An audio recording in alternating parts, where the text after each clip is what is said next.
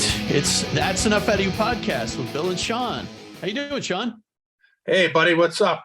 How's things? Doing good. So this is real special episode. It's something that we've been talking about for a little while. And Sean, you got this together, so I'm going to kind of let you talk about it, man. Well, Bill, I mean, we talk a lot about coup d'etats on this show, and this is our own coup d'etat to get. Well, it's actually our second one because we have Lisa Pease on, So, Yep. Yeah, tonight we have the great author Jim DiEugenio, and he's just tremendous. He's the co-founder of Citizens for the Truth about the Kennedy assassination, and he's a coalition on political assassinations.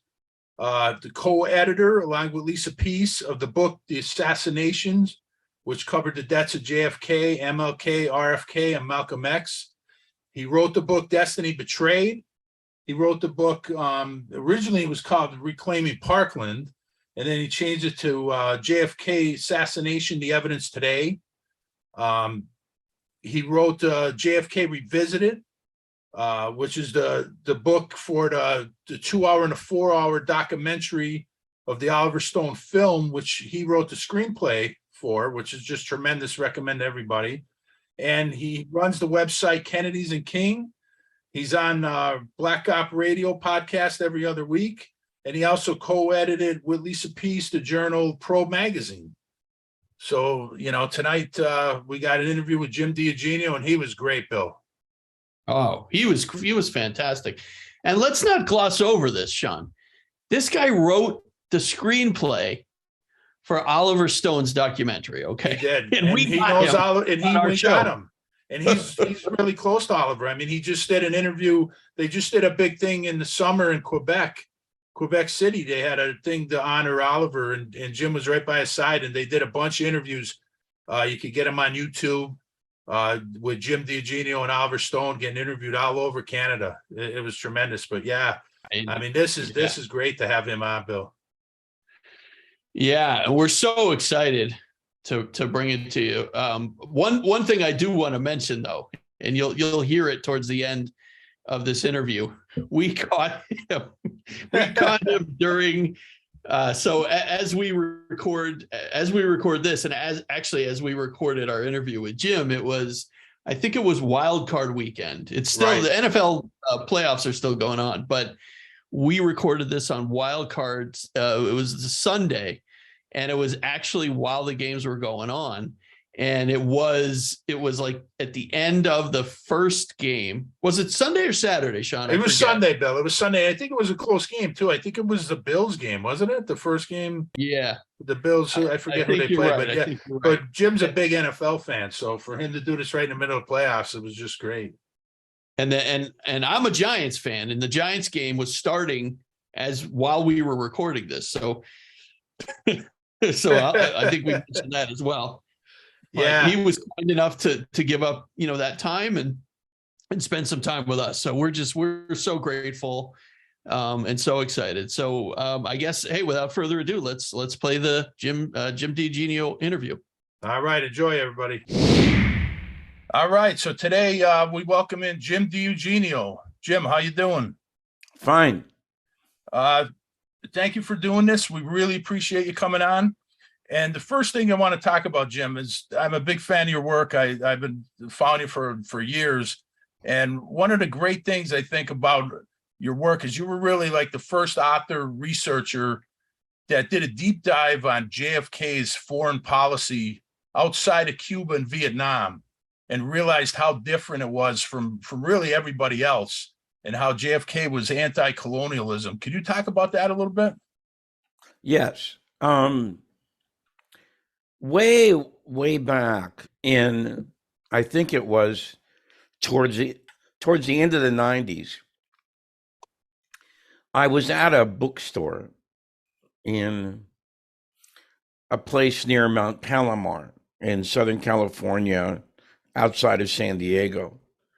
And I encountered this picture on the cover of a book, and it was JFK getting the news of Patrice Lumumba's death, Jock Lowe, who was a White House photographer, accidentally snapped this picture right when Adlai Stevenson was telling JFK that he had learned Patrice Lumumba had been killed several weeks earlier. And if you ever see this picture, and it's a very famous picture today, you can see Kennedy's hand goes up to his forehead and his face is grimaced with pain when he gets this news. And so that I thought that was very striking, because at that point I knew enough that I knew that neither Eisenhower nor Johnson would have reacted like that. Right. Okay, and so this led me on a journey to try and understand why Kennedy did react the way he did. All right. And this took me, it wasn't just a couple of days or a couple of weeks or a few months or anything. It was a very, very long investigation. Okay. And there were two things I was trying to understand. The first one being, what caused him to feel that like that? Okay. As opposed to what other presidents would do. And secondly, was there a hidden aspect to Kennedy's foreign policy that the mainstream authors were not covering? And that's what those are the two things I tried to do. And I've written a lot about this in several different manifestations. Okay, for instance, Kennedy's foreign policy in the Middle East, which is utterly fascinating, because Kennedy was trying to find a relationship with Gamal Abdel Nasser of Egypt.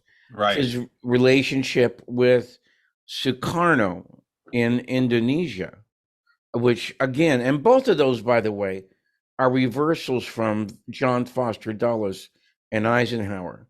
Okay, the approach. Jim, can you go into a little bit more detail on the Middle East? Right. Okay, fine. See, Kennedy was very disappointed in the fact that Eisenhower and John Foster Dulles had kind of alienated Gamal Abdel Nasser. They wanted him to join something called the Baghdad Pact, which was one of their worldwide treaties to stand up. Their idea of standing up to communism was creating these treaties like NATO, like CETO. This particular one, the Baghdad Pact, was ended up calling CENTO. Okay. And they wanted Egypt to join.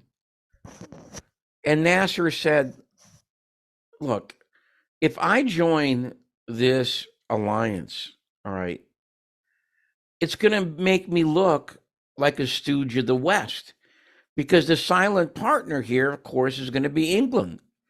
And England is the greatest colonialist power in the world. So, I cannot join this thing and keep my independence in my own country. And so this is when Foster Dulles and Eisenhower decided to turn on Nasser. And the end result of this was reneging on the Aswan Dam deal. And so what happens, of course, is Nasser goes over to Moscow and he decides to get the money for the Aswan Dam from Khrushchev. And Kennedy thought this was really kind of dumb, all right, because he thought that, first of all, Nasser is a secularist, all right? He's not an Islamic fundamentalist. And this is the kind of people that we should be encouraging in the Middle East, all right? Because he felt, and he talked about this in his 1957 Algeria speech, that Islamic fundamentalism posed a danger down the line. He actually said that in 1957, which is kind of incredible when you think of it. Incredible vision. All right. And so this is why he thought Nasser was a good ally. The other reason is because he was a socialist. Okay. All right. And he wanted to try and elevate the stature of the people in his own country. The third reason was that Nasser was a pan-Arabist. All right. What do I mean by that? Nasser felt that it was possible to create an Arab republic or a confederation. And he believed that all the petroleum under the ground in the Middle East belonged to all the Arabs there. Okay, and that's what he was trying to achieve. This is why Saudi Arabia hated Nasser. Okay, because they knew if he ever came to power, they're gone and their oil's going to everybody, not just the royal family. All right. Okay, and so for these reasons, Kennedy thought that Nasser would be a good ally in the Middle East. But it wasn't just Saudi Arabia that feared Nasser. It was also Israel, okay? Because they understood, that if Nasser's ideas ever came to fruition, that they were going to be surrounded. Right. Right. Okay. And so they also feared Nasser. All right. So Kennedy strikes out on this attempt, and from the sources I've seen, it was either between 12. I've seen one source at 12. I've seen one source at 90. They exchange about, call it a happy medium. They exchange about 40 letters. Okay. And Nasser really, really liked JFK. Right. Okay. I mean, he really, really liked him. And Kennedy stuck by Nasser. Okay. He extended a lot of aid to Egypt. He even stuck by Nasser when this war began in Yemen. Okay. At that time, not like the one today, of course, it's a different one today, but back then it was essentially between Egypt and Saudi Arabia. Okay. There was a war of succession in which there were people in Yemen who admired Nasser and wanted to turn Yemen into a socialist republic, like Egypt was. All right. Okay. And so Saudi Arabia, of course, did not like that. All right. And so there began this war. And Kennedy actually stuck by Nasser when everybody was telling him, we should not be backing this guy in this war in the Middle East. All right. But Kennedy stuck by him until about the beginning of 1993. He was getting all kinds of pressure from all areas. Okay. But that, and by the way, when Kennedy died, Nasser went into a period of a mild depression, and he ordered Kennedy's funeral to be shown 4 times on Egyptian national television. That's how much he thought of John F. Kennedy. Wow. Right? Wow. And so there's a book that it's called Devil's Eye. All right. And it's about the United States and its relationship to Islamic fundamentalism. And in that book, he more or less says that the last great hope for any kind of peace in the Middle East was Nasser. Okay. And although he's not a big fan of Kennedy, he does mention how Kennedy tried to cultivate that relationship. When Nasser died, which I believe was in 1970, 6 million people showed up at his funeral, the largest funeral ever in the Middle East. There were so many people in trees, sitting on that the trees collapsed from them sitting on the limbs. All right. Wow.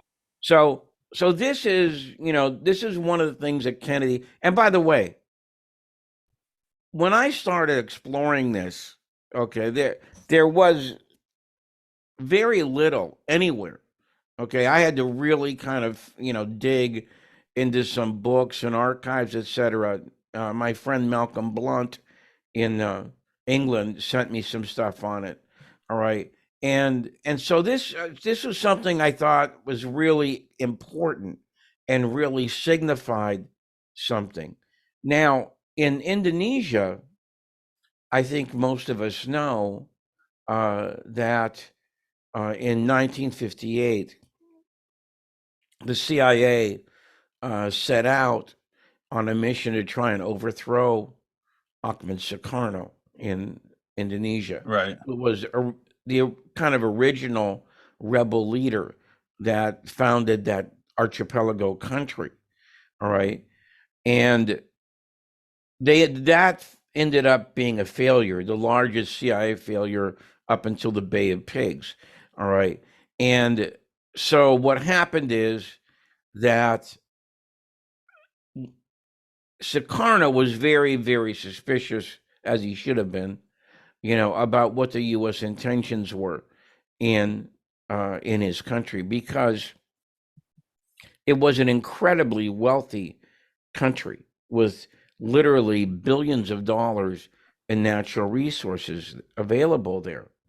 And so when Kennedy comes along, he invites Sukarno to Washington, and he asks Allen Dulles for a report on what happened in Indonesia in 1958. If you can believe it, Dulles gave him a redacted report. Unbelievable. Okay. All right. But Kennedy could still see enough in it where he said to one of his friends in the White House, he goes, "No wonder this guy doesn't like us. We tried to overthrow his country." All right. And so Kennedy had a very nice meeting with Sukarno when he got there, and they hit it off pretty well. And so Kennedy wanted, and what's really important to remember about this is what Roger Hilsman said in his book, To Move a Nation, which is about Kennedy's foreign policy. He said, if you really examine this situation, the attempt to become friends with Sukarno was really John F. Kennedy's. It was his project. All right. And everybody understood that. All right. There really weren't a heck of a lot of backers, okay, for this policy. So what happens is when Kennedy starts sending aid to Indonesia, all right, and then he also sends trade representatives there, because what he wanted was an equal split of what foreign companies were doing in Indonesia. All right. And so he advised the trade representatives, I think they were from Tufts University, all right, that he wanted, a 60-40 split in favor of Sukarno with nations doing business in Indonesia. All right. And that's what they tried to get, because Kennedy knew that Sukarno would use this money to do things like build hospitals and build infrastructure, et cetera, that kind of thing. All right. Well, when Kennedy passed away, when he was assassinated, there was a bill on his desk to enact more aid to Indonesia. And everybody knew that when he got back from Dallas that he was going to go ahead and sign it. I think it was for $11 million, but that was only the beginning of a much larger aid package. I think was worth about $480 million. All right. And so when Johnson comes in, as Hilsman says, he didn't sign it. Everybody knew that Kennedy would. And so everybody in the State Department understood that this was going to be the beginning of a reversal of policy, all right, which it was, all right. And so this, of course, and there's a couple good books on this. Bradley Simpson's book, economists with guns. And if you see the long version of Oliver Stone's movie, JFK, Destiny Betrayed, you'll see that both Lisa Pease and Brad Simpson talk about what happened as that policy was reversed. Okay, Greg Polgrain does another good job, JFK versus Allen Dulles, Battleground Indonesia. Oliver wrote the introduction for that, and then I wrote the afterword for that book. Okay.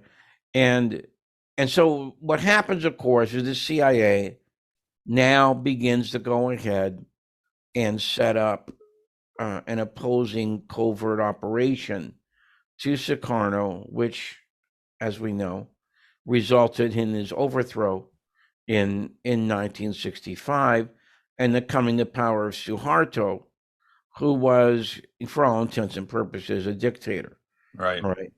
Okay. And so that's another thing that we tried. And then, of course, Congo we discussed in the 2-hour version of the film, which is JFK Revisited Through the Looking Glass.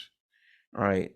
And that one, we had John Newman and Richard Mahoney talk about that particular foreign policy, that Kennedy supported Lumumba.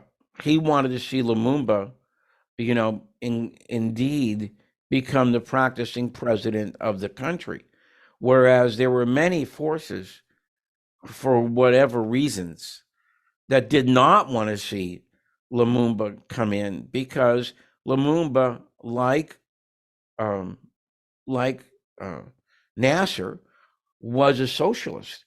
All right, that was one strike against him, and B, he was an anti-colonialist. He wanted to get all the foreign countries out of Congo. All right, and this, of course, when the Belgians tried to come in after they had first left, what happened was that Lumumba tried to get aid from anybody who would give it to him. The United States wouldn't. All right. And so he went to Moscow, and they decided to aid him. And then that was, of course, the excuse that the CIA used to go ahead and start warnings about terrible communist takeover coming in Congo. All right. As Lumumba gets aid from Moscow, we're going to have another Castro on our hands, okay, et cetera, which was baloney. All that was baloney. All right.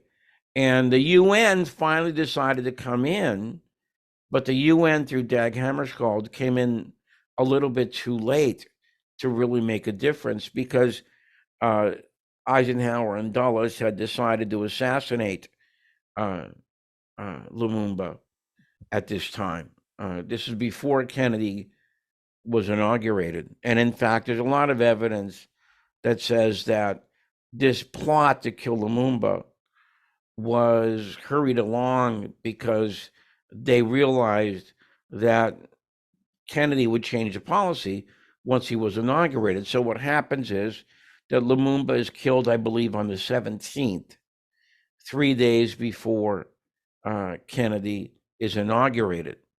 All right. He's brought before a firing squad. All right. After he had been delivered to the people in Katanga, who were part of this breakaway state. And they don't tell Kennedy this. Right. And the picture that we have is from February. So, in other words, Kennedy does not know that Lumumba has been killed for at least 3 weeks prior, okay, to when he gets the phone call. What happened was Hammarskjöld had found out about it, and at the UN, and he talked to Stevenson, all right, and because he was the UN representative of the United States, and so he said, "Do you want me to tell him, or do you want to tell him?" And so Stevenson said, "I'll tell him," all right, and that's how he found out about it, and that's how that picture got taken by Jock Lowe. All right, but what the thing is, Kennedy didn't know that Lumumba was dead, but he was already changing the policy in Congo. And in fact, it was the first thing, I believe, that Kennedy did. The first big switchover from John Foster Dulles to Kennedy was Kennedy's Congo policy. All right. And when first Lumumba is killed, and then Dag Hammarskjöld is killed. And I'm not going to say that was an accident, because I don't believe today that it was an accident. You know, the plane crash that killed Dag Hammarskjöld. And we talk about this in the film, especially the long version of the film. All right. JFK Destiny Betrayed. And Right. also it's in the book. Okay, there's more of it in the book, which is called JFK Revisited, Through the Looking Glass. The book, if I can do a mini commercial here. Sure, Okay. absolutely, Jim. Yeah, of course. The book JFK Revisited, Through the Looking Glass, is two main parts. The first part is the annotated screenplays for both versions of the film, the 2-hour version and the 4-hour version. And there's about 500 footnotes, okay, in those two annotated screenplays. That's the first part of the book. The second part of the book is the excerpts from interviews, most of which did not get into the film, all right, because it was simply, we had like something like 50 hours of interviews, okay, and so the long version, of course, is 4 hours, so a lot of it did not get into the film, and so we put a lot of the excerpts from those interviews in the book. The what I think makes the film, and by the way, the film, it's an incredible success story. It opened last year at the Cannes Film Festival. How many JFK documentaries have ever opened at the Cannes Film Festival? Right. Yeah. Right. And then it made the cover of the Paris Match, which is one of the biggest magazines in France. I think it has a 650,000 circulation. All right. And then from there, it's sold in various foreign countries. I think 11 or 12 foreign countries. And I did interviews in Australia. Okay. Now they bought the 4-hour version in Australia. Okay. And so I did an interview through one of the studios up here. Then I did one for Izvestia, which in Moscow. And the one in Australia was for Channel 9. And I didn't know this, but Channel 9 is the biggest TV network in Australia. Yeah. All right. And then we also got about 3 major news stories in Australia. Izvestia, of course, is the biggest media conglomerate in Moscow. All right. And what's happened is that once the countries who bought it tried to get interviews with us, and then it made it Showtime in the United States, it then went to DVD. All right. And usually if you know anything about the movie business, when a movie is released to the public till when it goes to DVD sales, that's called about a 6-month window. And that's what most movies would like, a 6-month window. Ours was almost twice that long. It was 11 months before it went to DVD. Okay, so that's how many countries bought it, and we're still showing it. Wow. And then I think it was released in July of this year. All right, I think it's a 4-disc, including Blu-ray version. Okay, and there's a commentary by me and Oliver on the 2-hour version of the film. That package, if you can believe it, it opened at #1 on Amazon sales documentaries, and it stayed at #1 for 3 weeks. To this day, okay, it's still in the top 10. The last time I looked, I think it was #5. All right. Okay. And so what that means, of course, is that it's been in the top 10 for 6 months, you know. Wow. which is really something, but remember, nobody's interested in the JFK case. Yeah. Well, Jim, I could tell you that the 2-hour version, the 4-hour version, and the book are just tremendous. I mean, everybody should get out there. Thank you so much. Yeah, absolutely, Jim. And no surprise that it's been in the top 10 that long. It's excellent, really. Thank you so much. The book is, by the way, let me explain how the book started. Okay. I think this is a kind of interesting story. Oliver has 2 lawyers, one who does his contracts, one who does copyright infringement. All right. And she took a look at the rough cut of the film, and she said words of the effect, "You better be able to prove this stuff you're saying about these doctors." Okay. And so the producer of the film, Rob Wilson, he calls me up and says, "Jim, you better start doing an annotated screenplay to the doctors, what we're saying about the autopsy." Yeah. Okay. So then he explains to me about this attorney who works for Oliver. And he says, words to the effect, "Whatever you do, don't call her." So I said, "Well, why?" And he goes, "Because she's $650 an hour. That's why." Wow. All right. So I started working on annotating that section of the film. All right. But I said, "Rob, if I'm going to do this, I might as well annotate the whole screenplay." All right. And so that's what I did. And it's not easy to do something like this. And let me explain why. Because, see, when people are talking in front of a camera, all right, they tend to go one way, they digress another way, then they do a vertical, somersault and start talking. And so, you have to try and find, where they got this information, which is not easy to do. Okay. And sometimes it took a long time to do so.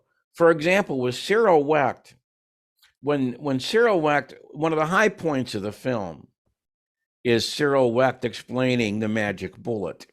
Okay. Saying, well, first what they did is they said it came out through cardiac massage, and then they said it stopped because it was afraid of JFK's starch front collar. Okay, then they said it came out of his clothing, and it fell into the. Well, if you can, all that stuff is true. Okay, but I had to find it. Okay, because he couldn't even remember where he originally found the material. So I had to go ahead and find it, and it's annotated in the annotated version of the screenplay. So that's how the book actually came about. And then Rob said, "Jim, they're not going to let it," because realistically, we could have easily had a 6-hour version. All right. And it would have been just as strong as the 4-hour version. All right. But you can do that with Malcolm X, but somehow you can't do it with the John F. Kennedy. All right. And so since we were confined to 4 hours, Rob said, "Why don't you also put in some of the interview excerpts, that we couldn't get into the picture?" And see, what makes the film, I believe, is the fact that you will never see a roster like this again. There's never been one before. There will never be one again. Because for instance, when Cyril Wecht came in for his interview to Oliver's office, he asked Oliver, "How many interview subjects do you have?" And Oliver said, "About 30. And Cyril did a double take. He said 30. So he did most of the interviews, right? Oliver conducted. Yeah, and that's something I was going to get to next. Okay. Yeah. And so this is what makes the film. You'll never see a roster like this, because we were the only ones willing to fly all these. What happened was it ended up being cheaper to go to them than fly them into LA. So what we did is we went to Georgetown, which is in the Washington area on the East Coast. We went to Dallas, we went to New Orleans, we went to San Francisco. Okay, and that's how we conducted the interviews. Now, at the beginning, Oliver said that I'll just do a few interviews, okay? And well, that's not what happened. What happened is Oliver did the major portion by far. The majority of the interviews, I'd say offhand, he did 80% of the interviews. Okay. Wow. Maybe even a little bit more. And the reason I think that happened is I think that Oliver looked at this as his opportunity to vindicate himself from the beating he took over the film JFK when that came out. All right. Yeah. And so now he was going to be able to go ahead and set the record straight about who was right and who was wrong at that period of time. And so he did he did a nice job interviewing all of these subjects. Okay. And of course, here you have 3-time Oscar winner Oliver Stone as our director, 3-time Oscar winner Robert Richardson as our director of photography. And when I saw the movie the first time, when he sent it to me, I said, that's the best cinematography I've ever seen in a documentary. Okay. Yeah. And well, that's what you get with you get somebody like Bob Richardson. All right. And then we had Whoopi Goldberg and Donald Sutherland as our main talking heads. So you got a total of about 8 Oscars there. Okay. What JFK documentary has ever had 8 Oscars behind it? None. So, so those are some of the things I believe that make the film and the book so exceptional. Now, the other thing, as you guys have probably seen both versions, right? Yeah, absolutely. Okay, yeah. So and the book I read the book too, and the book, terrific. And so, as anybody can see, the film is divided into 2 parts. There's the forensic investigation first. Okay, in other words, why the Warren Commission was thunderously wrong. Okay, and then the second part is who is John F. Kennedy. All right, and of course, the second part, we try and answer the question as to why Kennedy was killed with that part. Oliver fell in love with the Kennedy part. Pretty easy to do considering some of the presidents we've had, since him. Okay. And so this is how the picture ended up being 4 hours.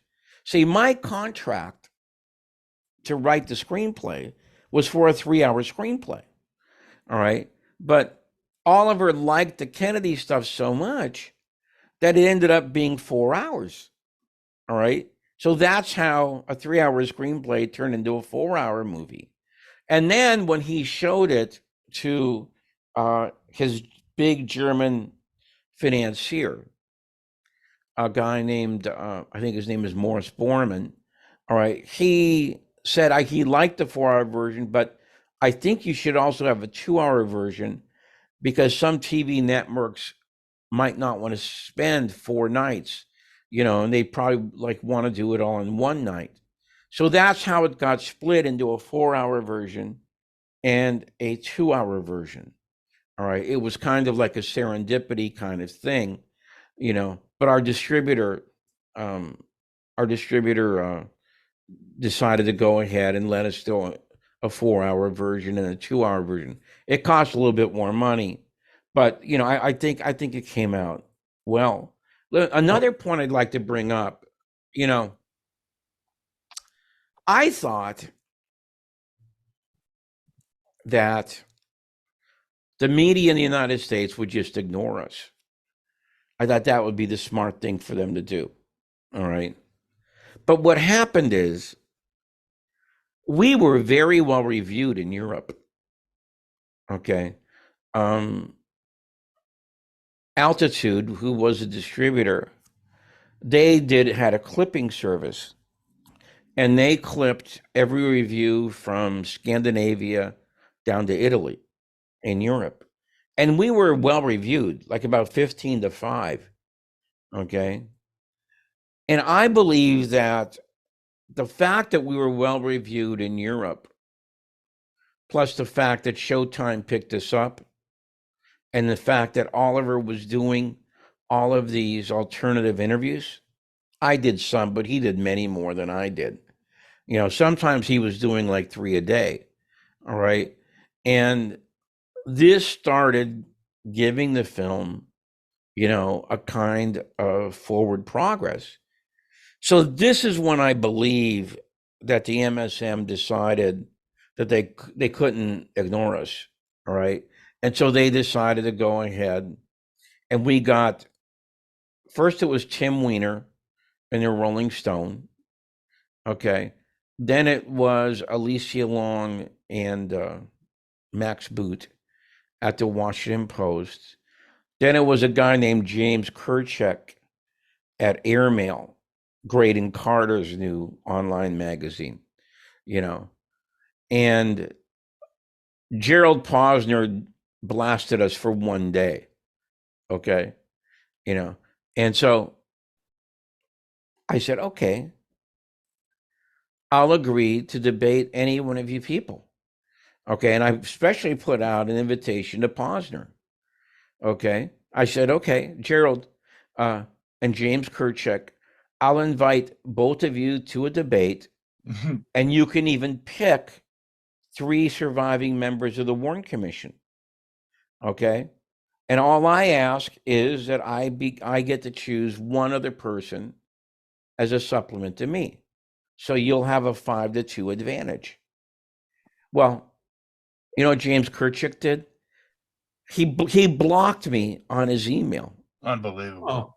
Oh, okay. You know, and so they don't want to hear it.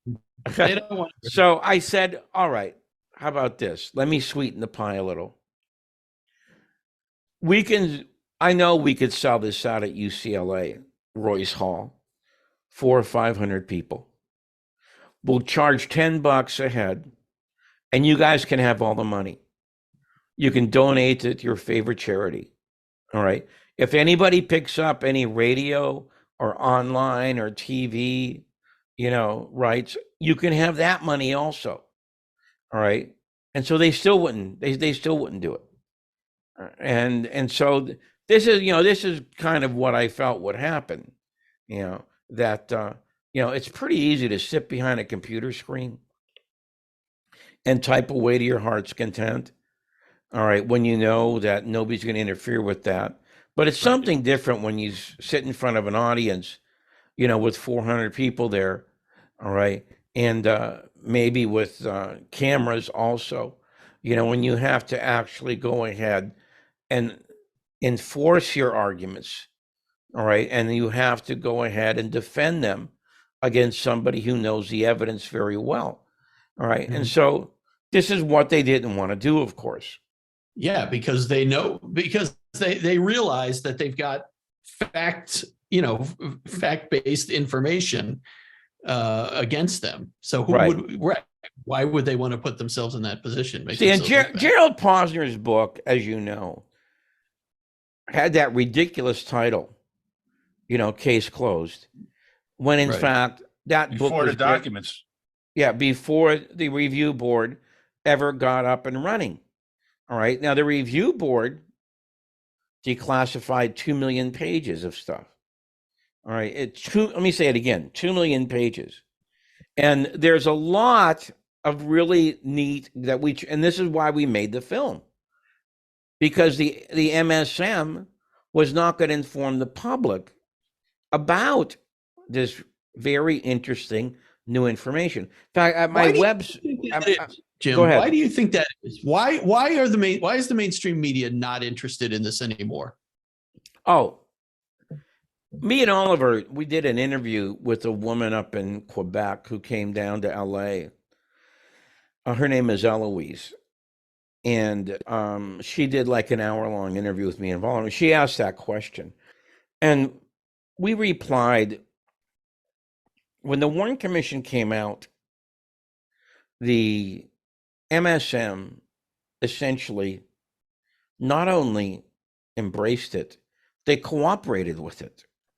As Right. anybody who saw the CBS special that came out the night the Warren Commission volumes were released, they interviewed some of the Warren Commission witnesses. So obviously there were leaks. There was cooperation between, the Warren Commission and CBS.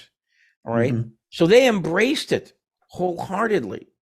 And then when the volumes came out, which was, I believe, in November, about 2 months later in 1964, all right, there was no double check against what had already been written. All right. So this, of course, granted the field to the independent researchers. And so they essentially looked at the independent researchers as being the enemy. All right. Because they knew that they were going to question what the Warren Commission concluded. And a perfect example of this is in 1967, the CBS special, the 4-night special, all right, with Walter Cronkite and Dan Rather, in which John McCloy was a secret consultant. All right, he wrote about 9 memos, all right, on that production, and then CBS lied about the fact that he had done this. This is how eager they were to embrace the official story. All right. Now let me say one other point that I believe that makes the MSM so desperate, okay, to side with the official story. 3 months after the last of the volumes were released in 1964, Lyndon Johnson sent the first combat troops into Vietnam. And this, of course, they landed at Da Nang, I believe, March the 5th, 1965. No broadcast or no major print entity that I know of ever drew a connection between those two events. Yeah, which is insane. That is the assassination of President Kennedy and Johnson's reversal. There's no other way to say this. His conscious and deliberate reversal of Kennedy's policy is sending combat troops into Vietnam. Because we in the film we play the audio tape of Johnson essentially telling McNamara, how the heck do you take advisors out of a war that you're losing? Meaning that he was opposed to that policy. All right. But of course, he had to deceive the public by saying that he was continuing Kennedy, when in fact he knew, and we proved it even more in the book than we did in the film, that he was deliberately reversing Kennedy's policy. Now, if I was the MSM and I had that staring me in the face, not only did we miss the story on JFK, but we also missed the story on what happened as a result of his death. Okay, that's why I believe, because if you remember, and I'm sure you do, when Oliver Stone's film came out back in 91, he was lambasted. Right. Yeah. And I believe a big part of that was because he said that Vietnam would not have happened if Kennedy had lived. And that's essentially what the major thesis of that film was. And he had Fletcher Prouty and John Newman as his main sources for that material. And all three of them got torched, by the MSM. And if you remember, this went on. I went to film school, so I studied film for a while. In the whole history of cinema, I had never seen something like that, where the mainstream media attacked a film 7 months before it was shown in the theaters. But that's what happened. And this debate went on for the better part of a year, all the way until the Academy Awards, and I believe a large part of that was because of this whole Vietnam issue, and let's put it this way.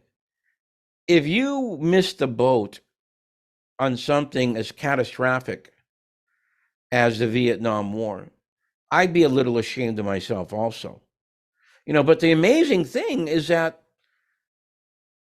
more and more historians came out and they decided to back Prouty and Newman.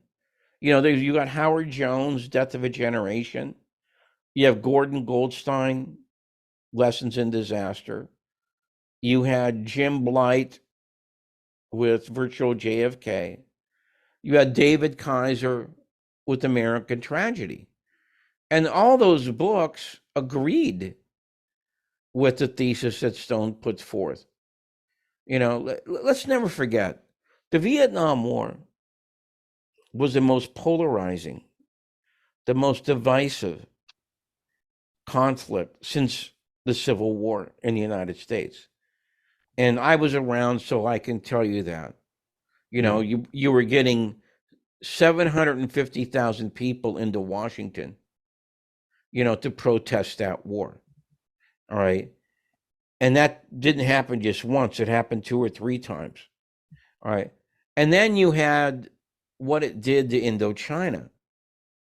Not only did you have the conflagration in Vietnam, but then you had Nixon's decision to invade Cambodia, and later Laos. And what most of us know about the book called Sideshow, in which the author examines how the Nixon-Kissinger invasion of Cambodia eventually led to the fall of Sihanouk and the rise of the Khmer Rouge, one of the most brutal holocausts, in modern history. A total of 5.8 million people. Those are the most recent statistics. 5.8 million people perished in Indochina. Wow. Because of the American intervention there. All right. And so if you miss the story that big, I'd be kind of angry with myself also. And by the way, I know this for a fact because when I did Coast to Coast several months ago with George Neary, me and Oliver did the show, and a guy from the mainstream media came on. And I said, well, who did you work for? The Los Angeles Times and the Orange County Register.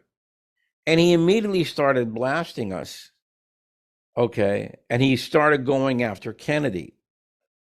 All right. And see, this is their reaction.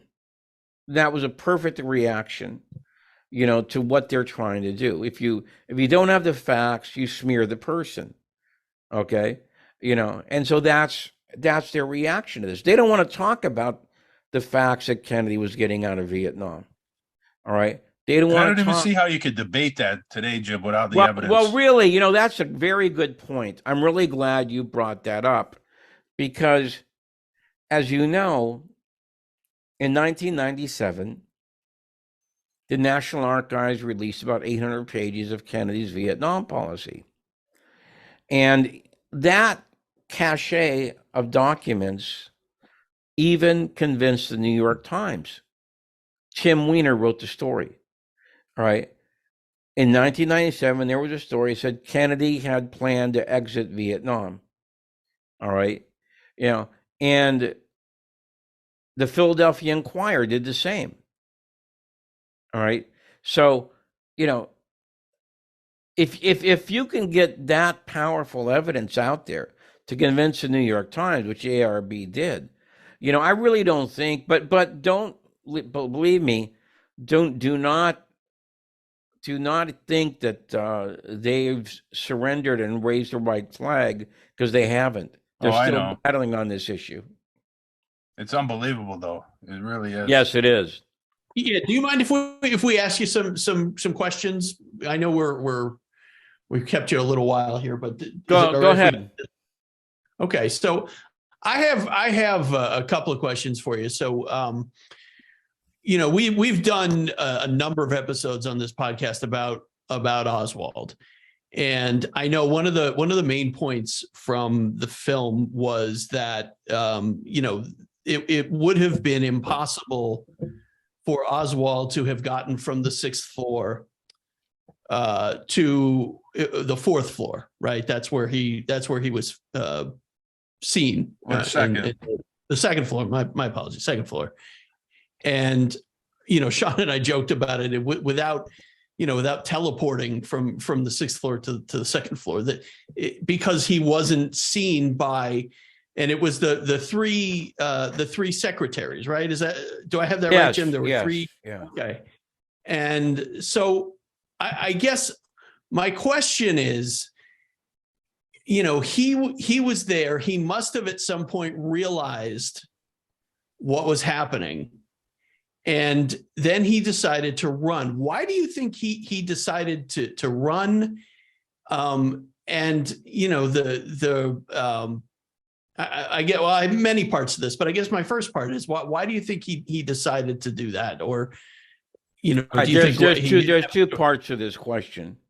All right. Yeah. The first part we dealt with in the film. All right. And that is, if Oswald was allegedly on the 6th floor, and Oswald allegedly went down to the 2nd floor for the so-called soda pop episode, all right, with Truly and Baker, then how come the 3 secretaries on the 4th floor did not see him? And that, of course, would be Stiles and Adams and their supervisor, Garner. All right. And that's a very good question. that's a very, very good question. And in the commentary to the film, I added that it's hard enough to believe that none of them would have seen Oswald. But I've been on those stairs way back in 1991, before the 6th floor museum was set up. I was there, all right? And they actually let me look out the window. Those stairs are not like the stairs you get in modern office buildings that are kind of low and have some kind of cloth surface, over the top. Those are the old-fashioned, bare-faced wooden stairs. All right. So it's hard enough to believe they wouldn't have seen him. It's almost impossible to believe they wouldn't have heard him coming down those rickety wooden stairs. All right. So that's the first part of the question. I disagree with you saying that he was running. I mean, I don't see how someone can run if they walk down to a bus station, then allegedly get off the bus, and then walk back to the scene of the crime and volunteer to give up a taxi cab to a little old lady, and then when she says no, they get in the taxi cab. Oswald's excuse was that he didn't think there was going to be any more work that day, which he was correct. All right. And so that's why, but I do agree with one part of what you said. I do believe that Oswald, as he's going through this alleged bus ride and this alleged cab ride, okay, and he arriving at his the Beckley Street room that he was renting. I do believe that something was running through his mind. Okay, that there might be, as we say, malignant forces. Okay, surfacing around him, and I believe that's probably why he got his revolver out. Okay, and then of course you know what happens next is that this is really weird. The lady who's managing the Beckley Street rooming house said the last time she saw Oswald, as he was sitting at a bus stop, he was standing at a bus stop. All right. And Mark Lane found out in that book, his book, Rush to Judgment, that bus was going the wrong way to where Oswald was allegedly headed. All right. And this, of course, leads to the very serious question of, did Oswald go to 10th and Peyton, which was the scene of the Tippit murder, or did he go from right there to the Texas Theater? All right, it's a very interesting question. All right, and to be perfectly frank, I don't have the answer to that question. But clearly, by the time he's apprehended at the Texas Theater, he understands that there is a covert trap that is now closing around him. And this is very repetitious, but all the things he said, in the hallway, at the press conference, allegedly when he was transcribed, the notes from his transcription and in detention, all those indicate, that he understood what was happening. And obviously on Saturday night, when he tries to get the phone call to John Hurt in North Carolina, right?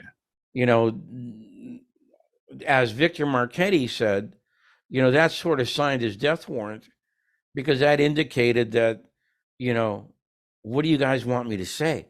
What am I supposed to be saying here? Right, et cetera. And he needed some instructions as to what he should be doing.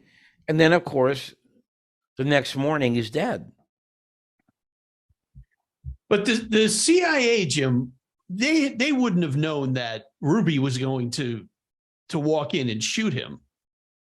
Well, what I believe happened there is that the agency got in contact with, someone like Trafficante, who they had been working with before, and that's how Ruby got in there, probably through McWillie. Because as you know, Ruby knew both those guys. Right. Ruby idolized McWillie, and McWillie worked for Trafficante. All right. And Trafficante was involved in the CIA mafia plots to kill Castro. All right. And so that's how I believe that. And one of Ruby's girlfriends said that Ruby would have literally done anything for McWillie. Okay. McWillie was really his idol in life. All right. And so that's, in my opinion, something like that you can never really nail down. But there's no doubt Ruby said some very interesting things, after he was arrested. Yeah. Okay. And we put a couple of them in the film, and there's some we didn't put in the film, like a whole new government is going to take over and I won't be here for very long, that kind of thing, So it's really a shame, that they did not send Ruby back to Washington like he wanted them to, and that would have been a very interesting interrogation, because we know the one he did for the FBI, there was one besides his Warren Commission interrogation. there was one for the FBI in which Ruby wanted a polygraph expert. Well, the House Select Committee didn't do that many good things, but one of the things they did do that was pretty good is they got 3 polygraph technicians to examine the records of that polygraph. They unanimously came to the conclusion that that polygraph test was a fraud and that Ruby lied during his test. You know, so this is very, very interesting, of course, as to A, why Ruby would lie, and B, and because you're not going to tell me that whoever did the test did that on his own. Okay, he had to have permission from somebody higher up to rig the exam. All right, and that's what happened. And Jim, don't you think that the CIA had other ways to get to Ruby outside of the mafia? Like in Jim Douglas's book, he talks about how Ruby asked for Gordon McClendon, and Gordon McClendon was an asset. Yeah, of the CIA. that's true. That's true. Gordon McClendon was actually a friend of David Phillips. Right. Okay. And so McClendon was a kind of higher up guy in the power elite in Dallas at that time. So you're correct. You know, that would have been another method by which, you know, they could have gotten to Ruby. There's no doubt that Ruby, I mean, if you examine Ruby's movements on Friday, Saturday, and Sunday, I mean, come on. Right. I mean, they're so suspicious, you know, that he would have been decimated, you know, if he would have taken the stand. All right. And just to give you one indication, the Warren Commission said that Ruby came down the Main Street ramp before he shot Oswald. This is, I believe, malarkey. All right. Because you had both Vaughn, who was the guard at the Main Street ramp, said, no, Ruby did not come down the ramp. And he took a polygraph and he passed. All right. Then you had Don Flush, who was a sergeant, and the Dallas police did not want him to testify in 1964, but he did testify in the House Select Committee. All right. And he said he had parked his car caddy corner across the street from the Main Street ramp as he wanted to watch the whole transfer. And he said, Jack Ruby not only did not go down that ramp, he did not come down that street. I watched the whole thing and I knew Ruby. All right. And so this is one of the things that convinced the House Select Committee that in all likelihood, Ruby did not come down the Main Street ramp. See, if you go to Dallas back in the day, which I did, all right, you will see that in front of the Western Union office, it adjuts to the back of the Dallas Police Headquarters, right? And somebody actually sent me a picture of this, all right? And there was an alleyway in which, if you're standing in front of the Western Union office, you can look right at the rear of the building.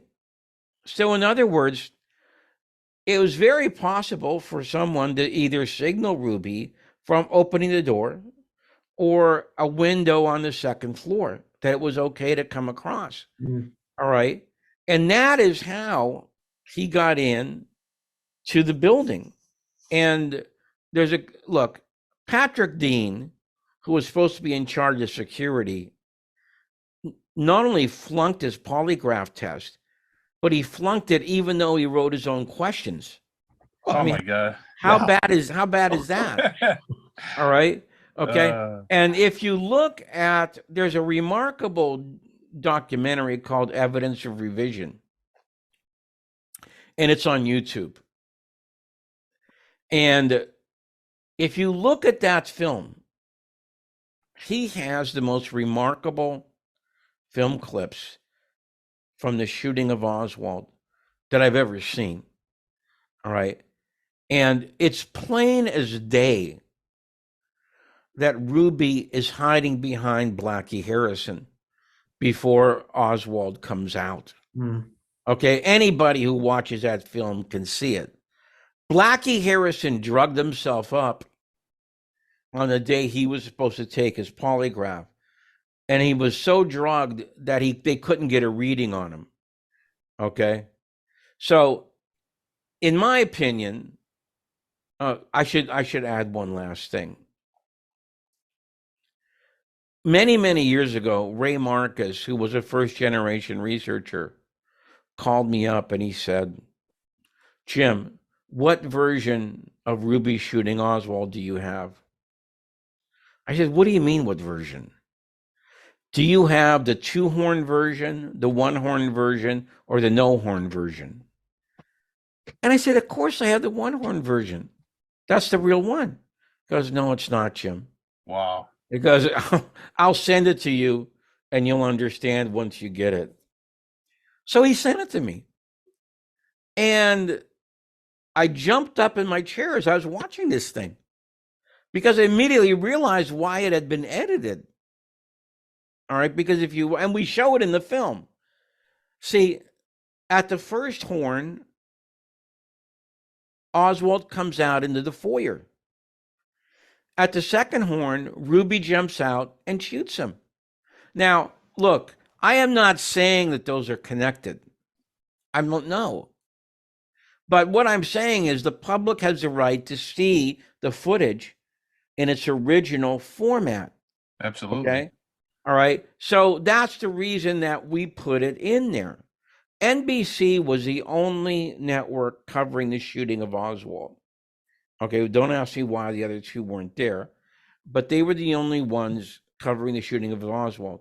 So clearly, in the intervening years, some people have gotten a hold of that and they looked at it and they said, "Uh-oh, we better edit this thing down." Okay, and that's what happened. All right. Jack Ruby, the whole thing about Ruby, when you add in the fact that somehow Jocelyn West became his doctor in 1964, Right. I mean, please, Jocelyn West was a CIA contract agent. All right. He was one of their specialists in MK Ultra. Right. Yeah. All right.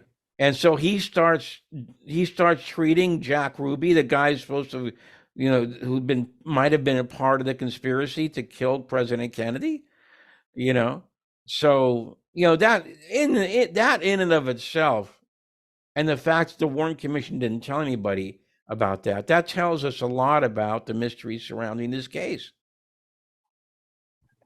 It sure does. I mean, it makes a lot more sense than, this guy who just didn't want Jackie Kennedy to have to go through a trial, that wandered at the police station armed and killed at that, who was the guy who was the most famous criminal in the world on live TV. That makes a lot more sense to me, Jim. Mm-hmm. And of course, Ruby's a perfect guy with his contacts inside the police department to send in once Oswald is in custody. Yes, that's another aspect of the case, is that Ruby was essentially the cop's best friend. Right. All right. He knew literally hundreds of the police force in Dallas, and he gave them free drinks. He used to bring sandwiches down there. Okay. Some people say he supplied them with women when they came into his 2 clubs, etc. So, so he literally had free reign that whole weekend, going in and out the Dallas police headquarters, while they had first, Oswald, and then himself, and then who comes to see him? Frank Campisi. He's one of his earliest visitors. One of the guys who was associated with the organized crime, in Dallas at that time. And so all of this was so important to explore. All right. And it didn't come out with the one commission volumes. I mean, that's an understatement. And it's taken literally, here we are, we're coming up on 60 years, and we're still discussing things that the Warren Report did not include. Well, they included his dental records. That was very important.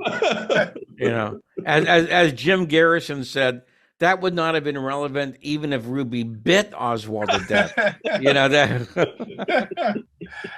Oh, that's great.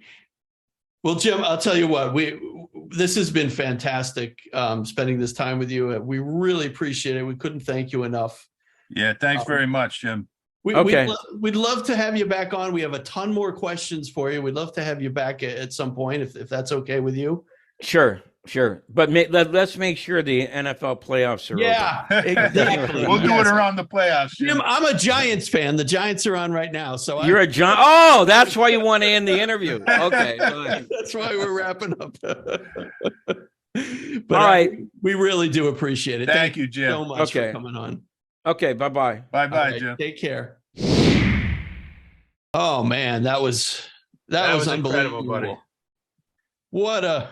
He's such a great guy. He just gave so much information, and we got to talk to him about the filming, the interviews for the documentary, and he went in. He just went into so much. We got to kind of pick his brain about Oswald and everything. And oh man, well, the knowledge that he has, Bill, is just incredible. Like he could just go on about JFK and in the detail that he remembers, and it's just incredible, and this is why nobody wants to debate him, because I've seen him in some debates, and if it was a boxing match, they'd have to stop it because the other guy's like bleeding like profusely, because he is just incredible knowledge. His knowledge is just unbelievable, and this was a great interview. And like you said, I love the discussions we had on Oswald, because we hit him with a couple of questions, and he just was, the answers he gave is just unbelievable. Fantastic. Really fantastic. Oh man. It was great. It was great. It was a lot of fun and just terrific information. And he said he'll come back. So, because we have a lot more to discuss with him. And, he said he'd come back and after the playoffs, and we'll talk to him a little bit more, because there's a lot of more questions, Bill, that we have for him. Oh, absolutely. Yeah, we'll take him up on that for sure. This is hopefully he'll come back maybe a few times and just give us just more information every time. And just really exciting. So thank you, Jim. Yeah, thank you, Jim. Thank you for your time and great interview. Fantastic. So all right, Sean, this was amazing. We've had so much great stuff already this year. We've had Lisa come back on. We've done Vietnam. We've done Watergate.